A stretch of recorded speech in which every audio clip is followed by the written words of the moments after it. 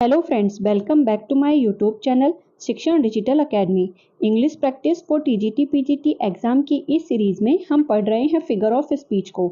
आज की जो हमारी फिगर ऑफ स्पीच है वो है ट्रांसफर्ड एपिथेट। ट्रांसफर एपिथेट क्या होता है, इसे जानने के लिए सबसे पहले हम देखेंगे इसकी डेफिनेशन को। The term epithet refers to an adjective or a phrase that modify a noun in the sentence most probably the subject. मतलब जो टर्म एपिथेट है वो एडजेक्टिव या फिर किसी ऐसी फ्रेज के लिए इस्तेमाल किया जाता है जो कि सेंटेंस में नाउन को मॉडिफाई करती है, यानी कि नाउन की विशेषता बताती है। और मतलब मोस्ट प्रोबेबली यानी कि ज़्यादातर ये किसकी विशेषता बताती है, जो सेंटेंस में सब्जेक्ट होता है उसकी विशेषता बताता है। तो जो एपिथेट है उसको हम एडजेक्टिव भी कह सकते हैं। A transferred epithet as the name suggest, transfer epithet जैसा कि नाम से मालूम होता है is a figure of speech formed by the transfer of an epithet, यानी कि एपिथेट का जो ट्रांसफर है उससे ये बनता है, यानी एडजेक्टिव का ट्रांसफर इसमें कर दिया जाता है। इन अदर वर्ड, दूसरे शब्दों में कहें तो a speech in which an adjective is not used with the word it qualifies, यानी कि जो एडजेक्टिव हम इस्तेमाल करते हैं वो उस वर्ड के साथ इस्तेमाल नहीं करते जिसके साथ उसको इस्तेमाल किया जाना चाहिए, बल्कि transferred and associate with another word, बल्कि उसको दूसरे शब्द के साथ ट्रांसफर कर दिया जाता है।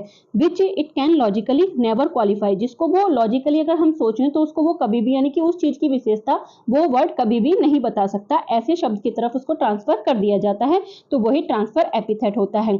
और अच्छे से इसको समझने के लिए हम देखेंगे इसके एग्जाम्पल्स को। तो सबसे पहला जो हमारा एग्जाम्पल है वो है the teacher pointed an angry finger at the class, यानी कि जो टीचर है उसने क्या किया, मतलब क्लास की तरफ को मतलब गुस्से में क्लास की तरफ फिंगर मतलब उठाई या दिखाई। लेकिन यहाँ पर जो फिंगर है उसको जो एडजेक्टिव बता रहा है, यानी कि फिंगर की जो विशेषता बताई जा रही है वो एंग्री से बताई जा रही है, जबकि जो फिंगर है उसकी विशेषता एंग्री शब्द से बताई नहीं जा सकती। यानी कि लॉजिकली ये जो एडजेक्टिव एंग्री लगाया गया है फिंगर के साथ वो बिल्कुल ही गलत है, क्योंकि जो फिंगर है वो कभी एंग्री हो ही नहीं सकती। लेकिन फिर भी यहाँ पर मतलब अपनी बात पे ज्यादा एम्फेसाइज करने के लिए इस शब्द का इस्तेमाल यहाँ पर किया गया, यानी कि जो मतलब एडजेक्टिव है उसको दूसरे शब्द के साथ, यानी कि जिसके साथ वो क्वालिफाई करता है उसके साथ ना करके किसी दूसरे शब्द की विशेषता बताने के लिए उसको ट्रांसफर कर दिया गया है। तो इसी तरह अगला एग्जाम्पल है let us speaks are free hearts each to each, यानी कि यहाँ पर जो ये एडजेक्टिव है फ्री, इसको हार्ट्स के साथ इस्तेमाल किया गया है, जबकि ये लॉजिकली इसके साथ मतलब इसको क्वालिफाई या इसकी विशेषता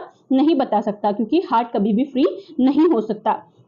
इसी तरह अगला एग्जाम्पल है the ploughman homeward plods his weary way, यानी कि जो प्लोमैन यानी कि जो किसान है वो थके हुए रास्ते पर वापस आता है। तो रास्ता कभी भी थका हुआ नहीं हो सकता, थका हुआ क्या है, किसान है, रास्ता कभी थका हुआ, जो वीरी शब्द है इसका अर्थ होता है बहुत ही ज्यादा थका मांदा। तो यहाँ पे ये वीरी वे यानी कि थका मांदा रास्ते की बात कर रहे हैं, जबकि रास्ता कभी थका हुआ नहीं हो सकता। यानी कि यहाँ पर ऐसे शब्द के साथ उस एडजेक्टिव को रखा जाता है जिसको लॉजिकली वो क्वालिफाई, यानी कि लॉजिकली वो उसकी विशेषता बता ही नहीं सकता। इसी तरह अगला एग्जाम्पल है and they are proud balls lie level with the ground, यानी कि जो सॉरी ये ट्रॉय है TROY, ट्रॉय यानी कि and Troy's proud wall lies level with the ground, यानी कि जो ट्रॉय की दीवारें थी वो बिल्कुल ग्राउंड तक बिछ गई, यानी कि गिर गई। लेकिन प्राउड वॉल, यहाँ पर जो प्राउड शब्द है वो वॉल के लिए एडजेक्टिव की तरह इस्तेमाल किया गया है, जबकि जो दीवारें हैं वो कभी भी मतलब प्राउड नहीं हो सकती। तो इस तरह से आप देख रहे हैं कि जो इसमें एग्जाम्पल हैं उनमें किसी ऐसे शब्द के साथ एडजेक्टिव का इस्तेमाल किया गया है जो लॉजिकली उनको क्वालिफाई नहीं करते हैं।